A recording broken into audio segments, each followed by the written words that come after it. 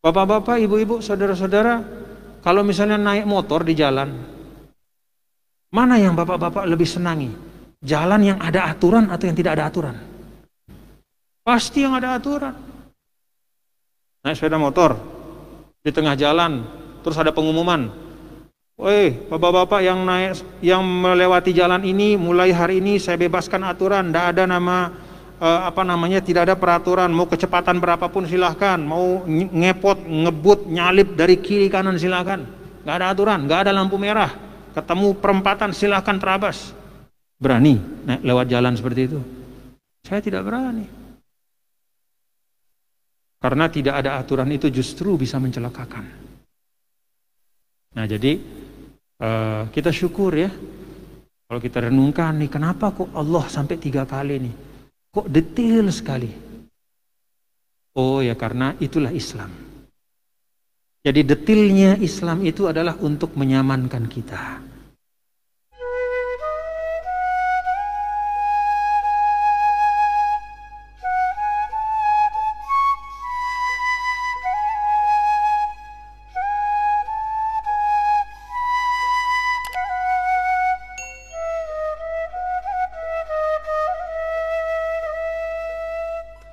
Nah, kalau kata para ulama, Al-Quran itu selalu ya, pertama kan sesuatu disebut beberapa kali adalah untuk memproses ya, bertahap.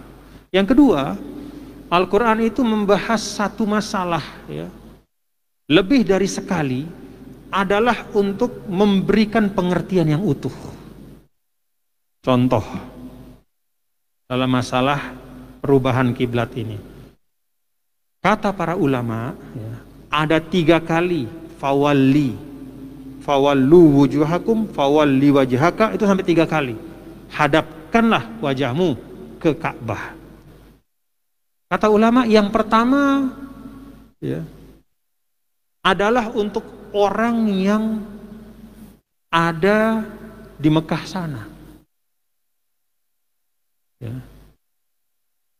Itu yang utama, dia bisa langsung melihat Ka'bah. Kalau kamu bisa langsung melihat Ka'bah, maka hadapkanlah wajahmu ke sana. Itu yang pertama. Lalu untuk mencegah supaya jangan ada orang berpikiran, oh itu yang namanya menghadap kiblat itu kan hanya untuk orang yang melihat Ka'bah yang ada di Mekah saja.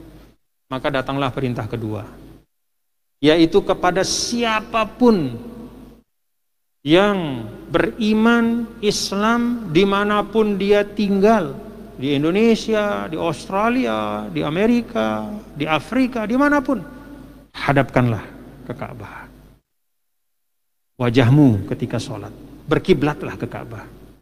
Jadi yang pertama itu untuk ahlul haram, khusus untuk orang yang ada di Mekah sana, terlebih yang lebih khusus lagi yang bisa melihat Ka'bah, kena dia perintah itu. Lalu yang kedua, bagi yang tidak bisa melihat, kayak kita nih, kita kan tidak bisa melihat Ka'bah, tapi kena kita juga perintah dengan yang kedua. Lalu yang ketiga, wa min haitsu kharajta. Nah, yang kita baca ini, itu adalah bagi orang yang, kalau kata ulama, adalah bagi orang yang musafir.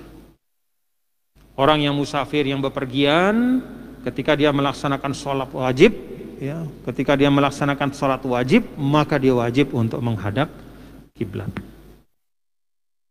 Artinya semua keadaan manusia itu terangkum ya. Itulah yang juga kalau kata ulama menunjukkan bahwa Islam itu adalah bukan hanya agama untuk orang Arab, bukan hanya agama untuk orang Indonesia, tapi agama untuk seluruh umat manusia. Bukan hanya agama untuk orang yang berada dalam keadaan tertentu, tapi agama untuk siapapun dalam keadaan apapun. Sehingga ibaratnya ketika dia musafir pun dia harus memperhatikan ketentuan agama. Di masjid dia beragama, di rumah juga dia beragama, sedang diam di rumah beragama, sedang musafir juga di perjalanan pegang juga tuntunan agama itu. Nah, jadi perintah menghadap kiblat ini juga di dalamnya ada kandungan makna tentang pesan Islam itu adalah berlaku untuk semua. Senang enggak Bapak-bapak? Senang. Kalau saya senang. Yang paling menyenangkan dalam hidup itu kalau kita tahu rule-nya apa. Ya. Rule itu artinya aturannya apa. Yang paling susah itu kalau kita hukum rimba. Tidak pernah tenang kita hidup itu. Jadi kalau ada orang tidak mau beragama, lalu dia membebaskan diri mengatakan, agama itu mengekang saya ingin bebas. Saya ingin tidak usah ada aturan-aturan. Justru kalau tidak ada aturan dalam hidup, itu paling bahaya. Yang berlaku apa? Hukum rimba. Kalau tidak ada aturan itu justru yang bahaya.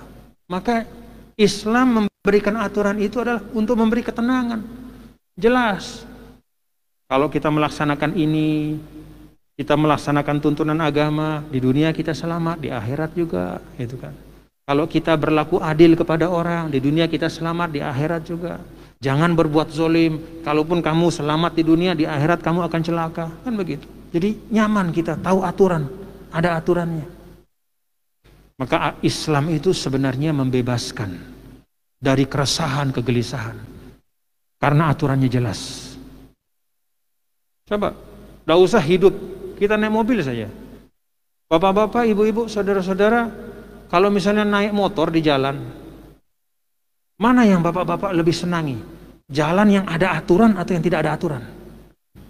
Pasti yang ada aturan. Naik sepeda motor, di tengah jalan, terus ada pengumuman, woi, bapak-bapak yang melewati jalan ini, mulai hari ini saya bebaskan aturan, tidak ada tidak ada peraturan, mau kecepatan berapapun silahkan, mau ngepot, ngebut, nyalip dari kiri kanan silahkan, nggak ada aturan, nggak ada lampu merah, ketemu perempatan silahkan terabas. Berani naik lewat jalan seperti itu? Saya tidak berani. Karena tidak ada aturan itu justru bisa mencelakakan.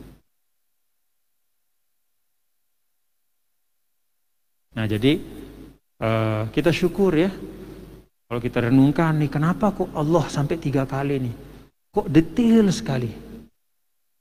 Oh ya, karena itulah Islam. Jadi detailnya Islam itu adalah untuk menyamankan kita, untuk menjaga kita, untuk melindungi kita. Lalu ada juga yang kita perhatikan ya, coba kemarin kita baca tuh, kita baca tuh. Nah, ada di ayat yang ada juga yang kita perhatikan ya, coba kemarin kita baca tuh, kita baca tuh. Nah, ada di ayat yang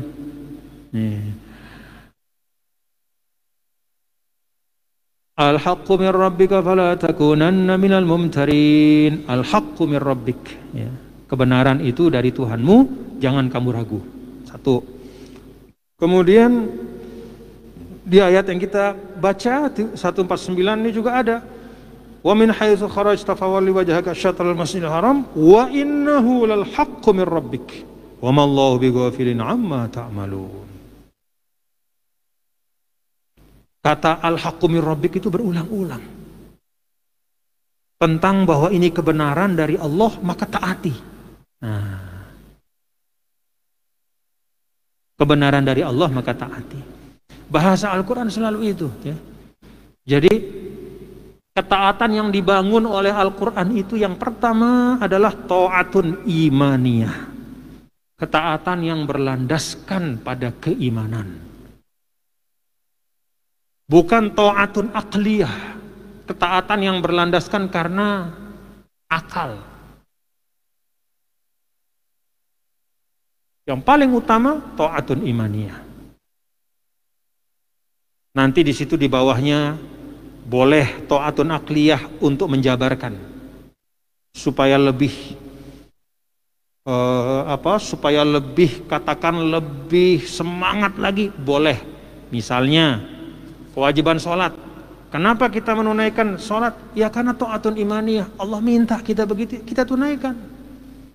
Lalu setelah itu kita mau pikirkan, kira-kira hikmahnya apa? Wow, kita baca, wah ternyata sholat itu gerakannya membuat metabolisme kita sehat. Nah bagus.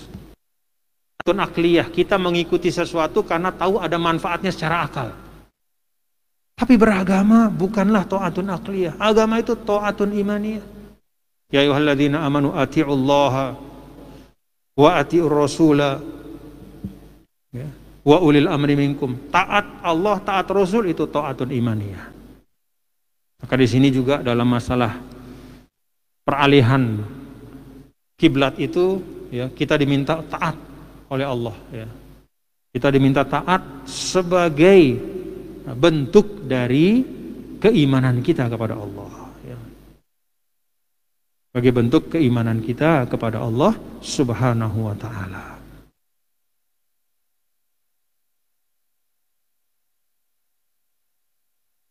Ada juga yang disebut dengan ta'atun jabriyah atau ikrohiyah ya, ketaatan yang terpaksa.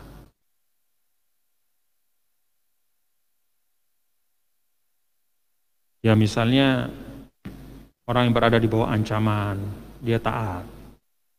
Orang yang mentaati orang lain karena dia punya kemaslahatan, itu ta'atun ijbariyah atau ikrohiyah. Kalau dia tidak taat nih nanti bisa dipecat misalnya sama atasannya. Nah, itu bukan dia taat karena yakin itu benar, tapi dia karena semata-mata takut saja. Nah, kalau beragama bukan kayak begitu. Ya, beragama itu ta'atun imaniyah.